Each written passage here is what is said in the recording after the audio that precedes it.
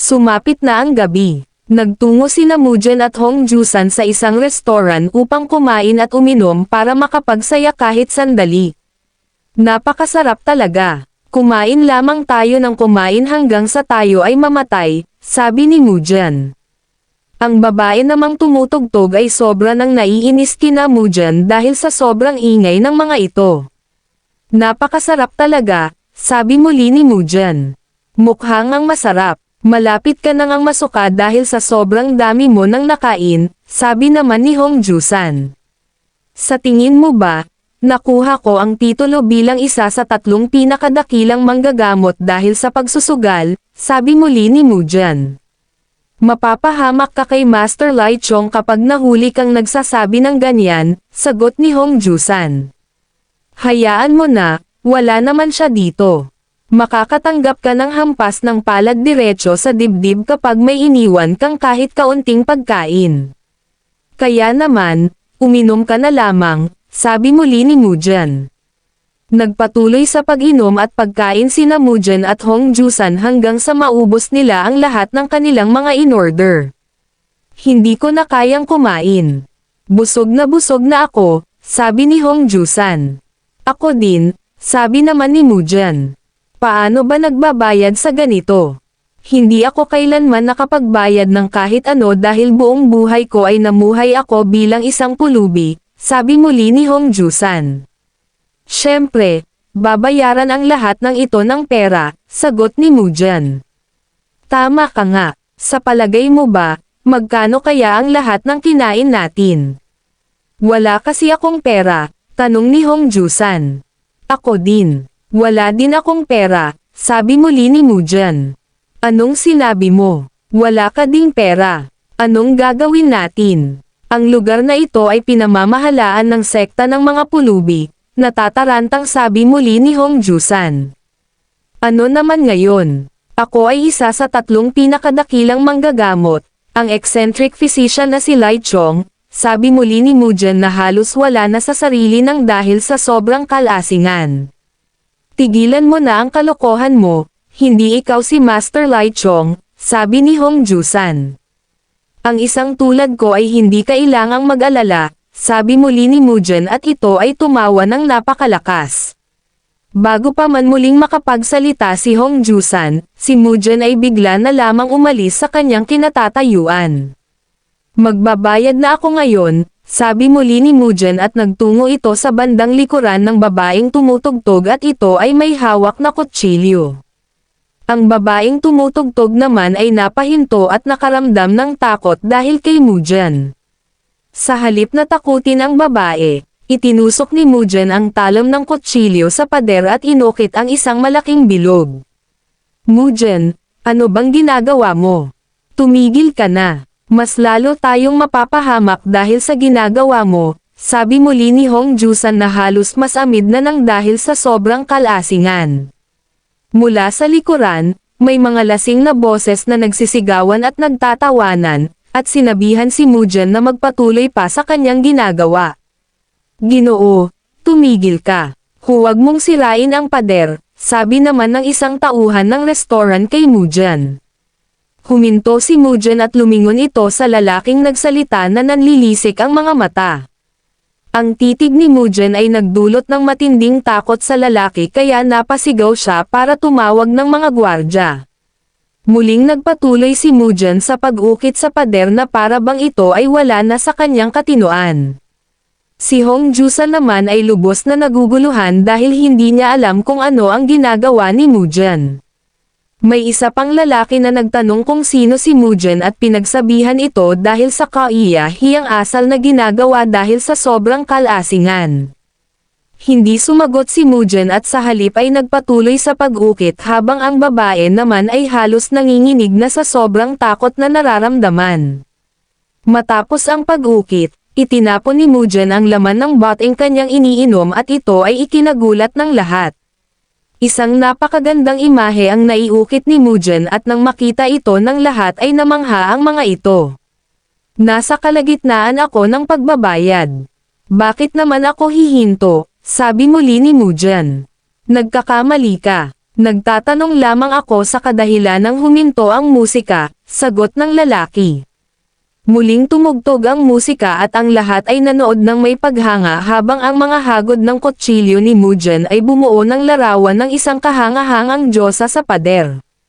Buong pagmamalaki niyang inihayag na ang imaheng kanyang inukit ay ang kanyang kabayaran sa lahat ng mga kinain at ininom nila ni Hong Jusan.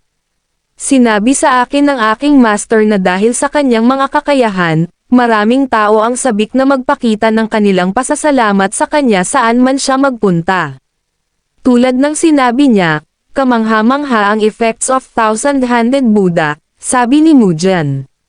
Nang dahil sa sobrang dami ng humanga sa gawa ni Mujan, nagbigay ang mga ito ng mga munting bagay bilang kabayaran dahil nais din ng mga ito na makapagpaukit kay Mujan. Matapos mag-ukit ni Mujan, ang isa sa mga natanggap niyang kabayaran sa kanyang pag-ukit ay ang dumplings. Nagdesisyon sina Mujan at Hong Jusan na ipamigay ang mga dumplings sa mga pulubi na naninirahan sa ilalim ng tulay at isa na dito si Susan. Masayang-masaya naman si Mujan dahil sa wakas ay nagawa ng ngumiti ni Hong Jusan. Kinagabihan, nagpahinga na ang dalawa dahil sa sobrang pagod na kanilang naramdaman at pati na din sa kanilang kalasingan. Pupunta ba tayo ulit sa tavern? Tanong ni Hong Jusan. Grabe ang hangover ko. Magpahinga muna tayo ngayong araw. Hindi ko na nga maalala kung ilang araw na tayong sunod-sunod na naroon. Bakit mo nga pala naitanong, gusto mo bang pumunta ulit roon? Sagot ni Mujan. Nagtatanong lang ako, kasi masyadong malakas ang ulan, sabi muli ni Hong Jusan. Sige, sabihin mo lang sa akin kung nais mo pang bumalik roon, sabi naman ni Mujan.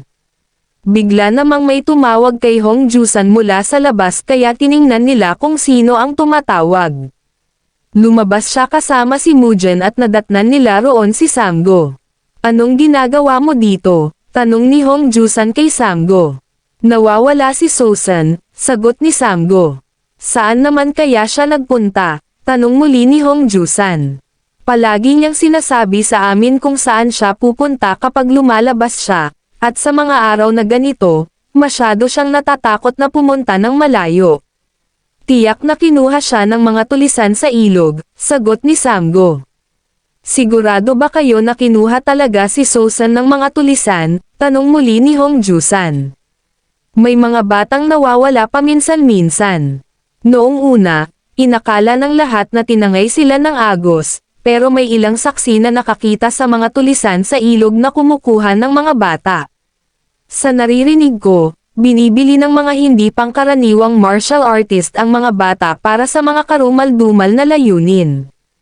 Kung sakaling nahuli nga nila si Susan para sa ganitong kasamaan, malamang ay napahamak na siya, sagot ni Samgo. Sisiyasatin ko ito. May kilala akong maaaring tumulong. Huwag kang mag-alala at magtiis ka muna sandali, sabi muli ni Hong Jusan. Maraming salamat. Sana nga ay matulungan ninyo ako na makita si Susan, sabi muli ni Samgo. Nang makaalis si Samgo, nagtungo si Hong Jusan sa pinuno ng sangay ng sekta ng mga pulubi upang kausapin ito. Tatanungin ko ang mga nakatataas, pero huwag kang masyadong umasa, sabi ng pinuno ng sekta. Huwag masyadong umasa, pero bilang mga miyembro ng sekta ng mga pulubi, kailangan ninyong kumilos, sagot ni Hong Jusan. Oo, tama ka. Kailangan naming kumilos. Gayunpaman, hindi natin maaaring ipagsapalaran ang isang ganap na pakikipaglaban sa mga tulisan sa ilog kung wala tayong sapat na patunay ng pagdukot. Bukod pa rito, ang kasalukuyang panahon ay medyo malubha, sabi muli ng pinuno ng sekta. Nang mga sandaling iyon, may kakaibang nararamdaman si Hong Jusan sa pinuno ng sekta. Nag-iba kasi ang pakikitungo nito sa kanya. Naiisip ni Hong Jusan na ang dahilan daw ba kaya ay dahil sa wala sa siyang buhol ngayon. Hindi mo alam ang mga iyon dahil hindi ka taga rito. Ang tagulan sa panahon ng tagsibol ay kapag ang bawat miyembro ng sekta ng mga pulubi sa Chongqing ay nasa mataas na pag-iingat. Lalo na ngayong panahon dahil mas malakas ang ulan kumpara noong nakaraang taon. Tingnan mo, kung uulan pa ng 1 o 2 araw, tiyak na aawas ang Yangtze River. Nawawalan ng tirahan ang mga tao dahil sa pag-awas ng Yangtze River. Karaniwan na ang pagkamatay dahil sa baha. Upang maiwasan ang ganitong mga pagkasawi, bawat miyembro ng sekta ng mga pulubi ay abala sa pagtatayo ng harang, kaya kulang tayo sa lakas paggawa upang imbestigahan ang mga tulisan sa ilog. Maaari kong kausapin ang mga nakakataas, ngunit, hindi mo maaasahang maniniwala kami sa mga sinasabi niya, paliwanag ng pinuno ng sekta. Matapos makipag-usap sa pinuno ng sangay ng sekta, pinuntahan ni Hong Jusan si Samgo upang muling makausap. Batay sa mga salita ng mga gagong iyon, tinatrato tayo na parang mga hayop dahil hindi tayo kasapi ng sekta ng pulubi. Paano natin mapagkakatiwalaan ang kanyang mga salita? Oo, magtatayo sila ng barikada sa itaas, at sigurado iyon dahil wala silang pakialam sa kung ano ang mangyayari sa atin at sa mga taong maglalakad roon, sabi ni Samgo. Ngunit bilang mga martial artist, dapat ay mayroon silang kahit kaunting pakiramdam sa katarungan, sabi ni Hong Jusan. Ang mga tulisan sa ilog, mga sektang hindi karaniwan, at maging ang mga demonyong kriminal ay pawang mga martial artist rin. Anong uri ng katarungan ang mayroon sila? Sa nakalipas na dekada, wala akong narinig na sagupaan sa pagitan ng mga tulisan sa ilog at ng sekta ng mga pulubi. Sa tingin mo ba, isa sa panganib nila ang kanilang mga buhay para sa isang karaniwang pulubi na karaniwan lang nilang hinahayaang mamatay? Mga pulubi lamang sila na nagsusuot ng malilinas na damit. Natatakot sila na mabunyag ang kanilang pagkukunwari. Ang tanging inaalala nila ay ang mapanatili ang kanilang katayuan, sabi muli ni Samgo. Biglang nanumbalik sa mga alaala ni Hong Jusan ang sinabi sa kanya ng matandang nakausap niya tungkol sa kanyang master na si Hong Gian. Ayon kay Hong Jusan, ang lahat ng ipinakita ng kanyang master ay puro kasinungalingan. Hindi niya kailangang makaramdam ng pagkakasala dahil hindi niya iyon tungkulin. Wala siyang naging pagkakautang sa lahat dahil higit pa sa sapat ang kanyang nagawa. Ayon pa sa kanya, natapos na ang kanyang tungkulin sa nayon ng whale, at kahit ang tungkuling iyon ay isa lamang ding kasinungalingang ibinulalas ng isang pulubi. Habang naglalakad sa ilalim ng malakas na ulan, nakasalubong niya ang isang matandang babae. Ikaw ba ang naghahanap sa pulubing mula sa nag-aani ng abaka? Maaari mo akong tawaging Lola Yong. Ano ang relasyon mo kay Jongyan? Tanong ni Lolo Yong kay Hong Jusan. Lalo namang nakaramdam ng galit si Hong Jusan dahil pati pala pangalan ng kanyang master ay isa ding kasinungalingan. Ano ang tungkol sa kanya?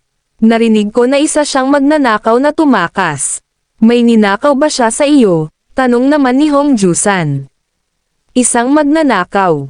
Ang pulubing nag-aani ng abaka ay hindi isang magnanakaw. Ang sinasabing kanyang ninakaw ay hindi isang bagay kundi isang tao, sagot ni Lola Yong. Bigla namang natigilan si Hong Jusan dahil sobra siyang nagulat sa sinabi sa kanya ni Lola Yong. Mga 20 o mahigit na taon na ang nakalipas.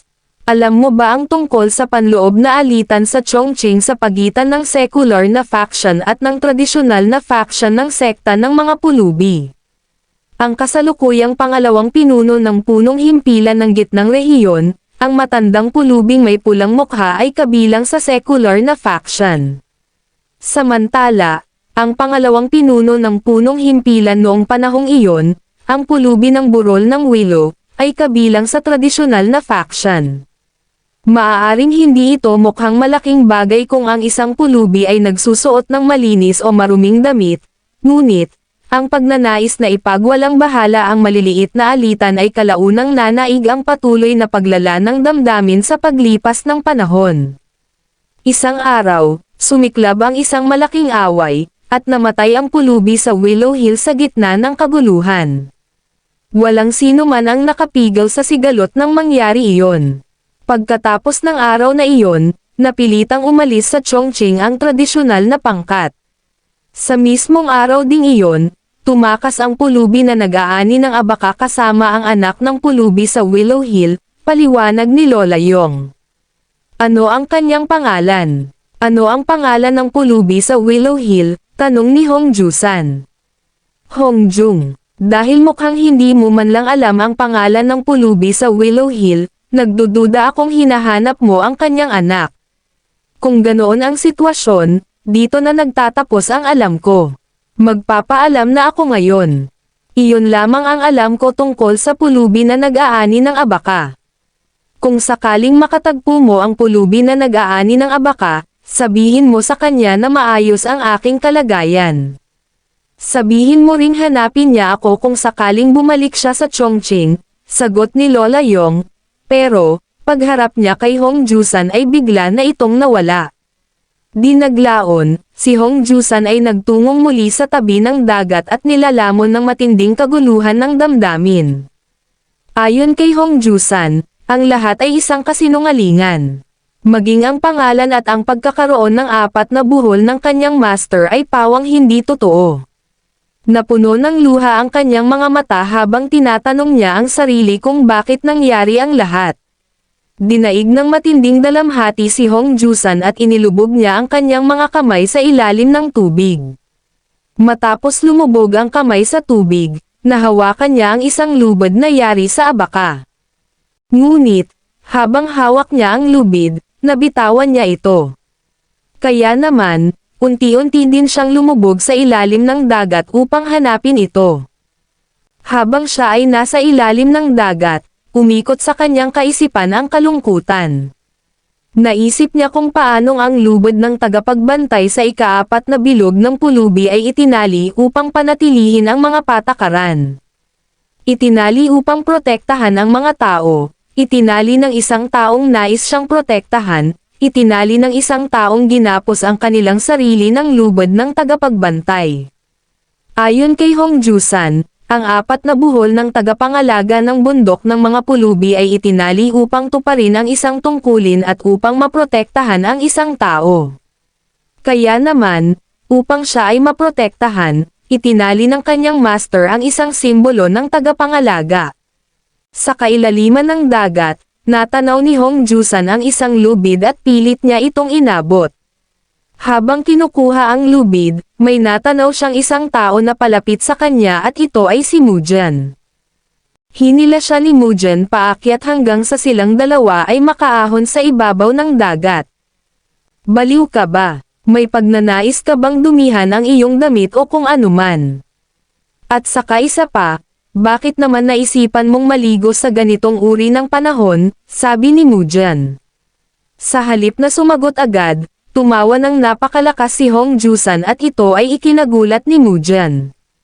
Mujan, tulungan mo naman ako kahit ngayon lang, sabi naman ni Hong Jusan. Kakaligtas ko lang sa buhay mo. Ano pa ba ang gusto mong mangyari? Tanong ni Mujan. Iligtas natin si Sosan mula sa mga lintik na bandido sa ilog, sagot ni Hong Jusan. Ililigtas? Seryoso ka ba dyan sa mga sinasabi mo? Wala ka bang mas madaling pabor na hihingin sa akin? Tanong muli ni Mujan na may halong pag-aalala.